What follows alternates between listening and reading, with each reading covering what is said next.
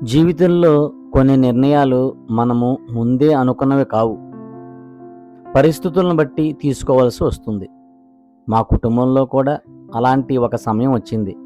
ఆ సమయంలో మా అమ్మానాన్నలతో ఉండటమే ముఖ్యమని భావించి నా జీవితాన్ని ఆ దిశగా మార్చుకున్నాను. ఇది కేవలము వీడియో మాత్రమే కాదు. మా జీవితంలో ప్రతిరోజు మేము పొందే అనుభూతులు. ప్రతి కుటుంబంలో పెద్దవాళ్ళు ఉంటారు, కానీ వారితో గడిపే సమయం మాత్రం తగ్గిపోతోంది. మా ఇంట్లో మాత్రము మా రోజు వాళ్ళతోనే ప్రారంభమవుతుంది. ఉద్యోగం వదిలేయడం అంటే జీవితాన్ని వదిలేయడం కాదు. నేను ఇప్పటికీ ఇంట్లో నుంచే ఆన్లైన్లో ట్యూషన్స్ చెబుతున్నాను. అస్ట్రాలజీ ద్వారా, న్యూట్రిషన్ ద్వారా, సాఫ్ట్వేర్ ద్వారా, అఫిలియేట్ మార్కెటింగ్ ద్వారా ఎంతోమందికి ఉపయోగపడే పనులు చేస్తూ ఉన్నాను. కానీ అమ్మా నాన్నలకు సమయం ఇవ్వడం మాత్రం నా మొదటి బాధ్యతగా భావించాను. అమ్మా నాన్నలు ఎక్కడికి తీసుకెళ్ళమంటే అక్కడికి తీసుకెళ్లాలని అనిపించింది. అందుకే వాళ్లకు ఇబ్బంది కాకుండా ఒక కారు కూడా కొనుగోలు చేశాను. బంధువుల దగ్గరికి, దేవాలయాలకు వాళ్లకు వెళ్ళాలని అనుకున్న ప్రతి చోటికి తీసుకెళ్తూ ఉంటాను.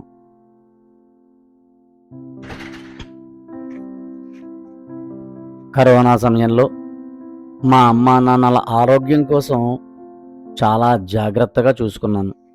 అప్పట్లో కొందరు నన్ను తప్పుగా అర్థం చేసుకున్నారు, కానీ ఈరోజు అదే జాగ్రత్త అవసరమని చాలామంది అర్థం చేసుకుంటున్నారు.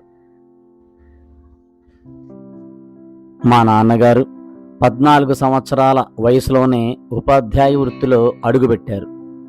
దాదాపు 60 సంవత్సరాలు విద్యార్థులకు సేవ చేశారు. ఎన్నో పురస్కారాలు అందుకున్నారు. అప్పటి ముఖ్యమంత్రి శ్రీ నారా చంద్రబాబు నాయుడు గారి చేతుల మీదుగా కూడా సత్కారం అందుకున్నారు. 20 ఏళ్ల క్రితం రాసిన భక్తి గ్రంథాలను ఈరోజు మళ్ళీ తిరిగి రాస్తున్నారు.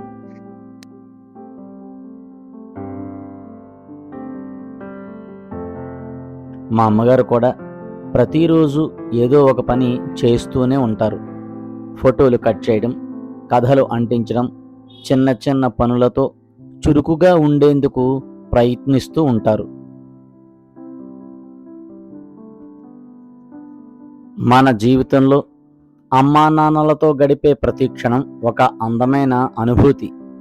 వాళ్ళతో కలిసి నవ్వడం, మాట్లాడడం, బయటికి వెళ్ళడం, అలాంటి ప్రతి క్షణాన్ని మనస్ఫూర్తిగా ఆస్వాదించాలని నేను నమ్ముతాను.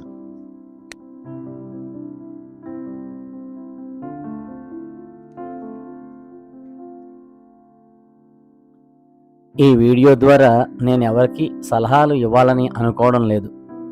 మా జీవితంలో మేము నేర్చుకుంటున్న కొన్ని అనుభూతులను మాత్రమే మీతో పంచుకుంటున్నాను.